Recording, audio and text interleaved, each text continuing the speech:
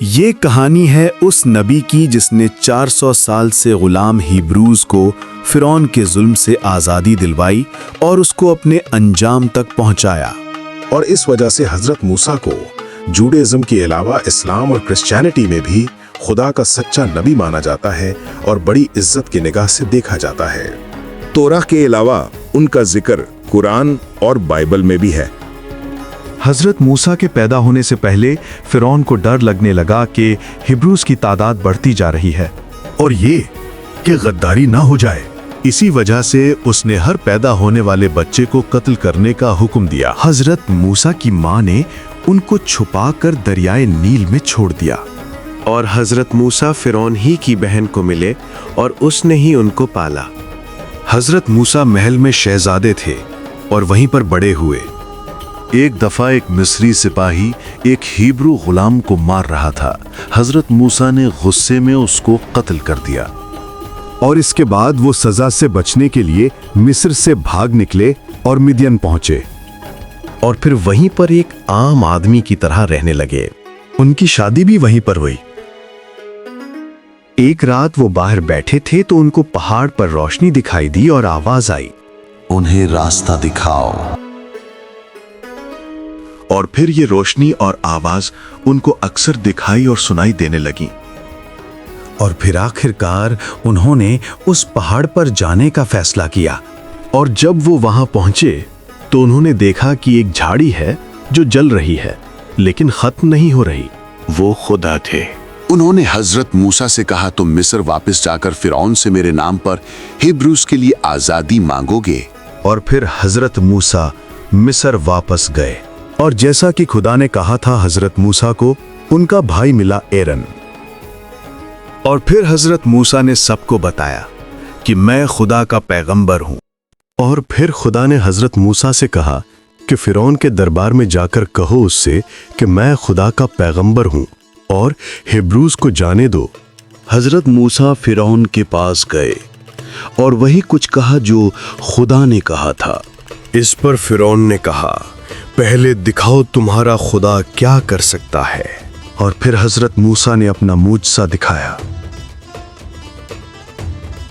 مصر کے جادوگروں نے بھی لاٹھی کو سانپ میں بدل دیا، لیکن حضرت موسیٰ کے سانپ نے باقی سانپوں کو مار ڈالا۔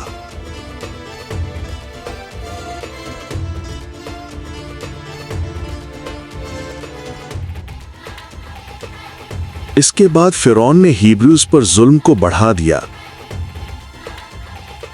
اس کے بعد خدا آئے اور حضرت موسیٰ کو کہا، فرعون سے دریائے نیل کے کنارے پر ملو۔ اور حضرت موسیٰ نے ایسا ہی کیا اور فرعون کو کہا کہ ہمیں جانے دو، لیکن فرعون نہیں مانا۔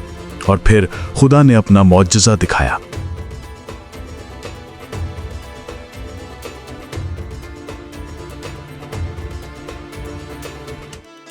پورا کا پورا دریائے نیل خون میں بدل گیا۔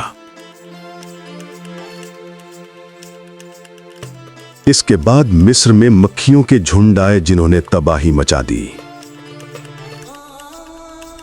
حضرت موسیٰ کے پاس خدا آئے اور کہا کہ صبح فرعون کی ریاست کے تمام جانور مر جائیں گے۔ اور پھر ایسا ہی ہوا۔ اس کے بعد خدا نے اولے برسائے۔ اتنے بڑے اولے مصر میں کبھی نہیں برسے تھے۔ یہ اولے بند ہونے کا نام ہی نہیں لے رہے تھے۔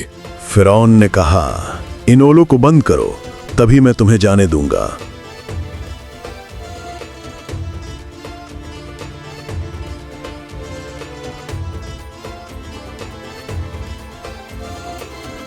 اور اولے بند ہوتے ہی فرعون بدل گیا۔ اس پر حضرت موسیٰ نے فرعون کو ایک اور دھمکی دی۔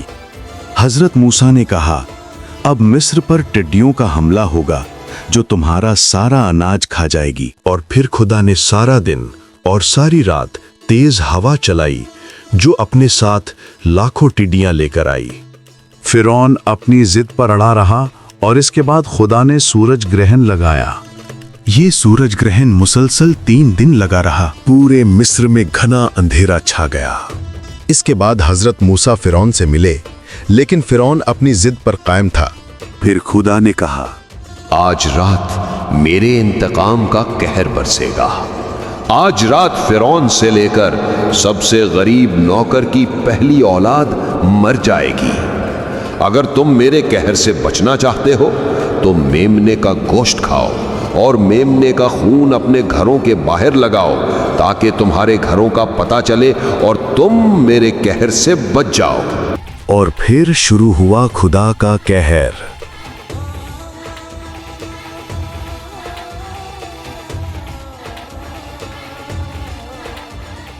اور آخر کار فرعون نے ان سے ہار کر ان کو جانے دیا، اور یوں تمام لوگ حضرت موسیٰ کے پیچھے کنعان کی طرف نکل پڑے۔ لیکن فرعون نے اب ان کو ختم کرنے کا ارادہ بنا لیا۔ وہ لوگ فلسطین کے راستے سے گزرنے والے تھے جو ایک شارٹ کٹ تھا، لیکن خدا کو کچھ اور منظور تھا۔ خدا نے تیز ہوا چلائی جو کہ ایک نشانی تھی کہ تمام لوگ اس راستے سے گزریں گے۔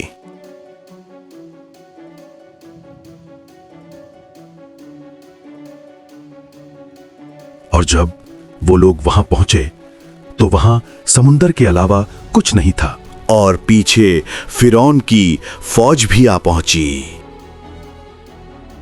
حضرت موسیٰ رات کے وقت سوچ ہی رہے تھے کہ آخر خدا ہمیں یہاں کیوں لایا ہے، تو خدا آئے اور حضرت موسیٰ سے کہا، اپنی لاٹھی اٹھاؤ اور اپنا ہاتھ سمندر کی طرف بڑھاؤ۔ پھر خدا نے ایک تیز ہوا چلائی، اور صبح سارے لوگ یہ نظارہ دیکھ کر حیران و پریشان ہو گئے۔ اب لوگ سمندر کے درمیان بنی اس جگہ میں سے گزرنے لگے۔ یہ دیکھ کر فرعون بھی ان کے پیچھے آ گیا۔ اور جب سارے لوگ دوسرے کنارے پر پہنچ چکے تھے تو حضرت موسیٰ نے اپنا ہاتھ سمندر کی طرف بڑھایا اور سمندر دوبارہ مل گیا، اور یوں خود کو خدا کہنے والا شخص ریڈ سی میں غرق ہو کر مر گیا۔ اور اس طرح حضرت موسیٰ سب کے لیے مسیحا بن گئے۔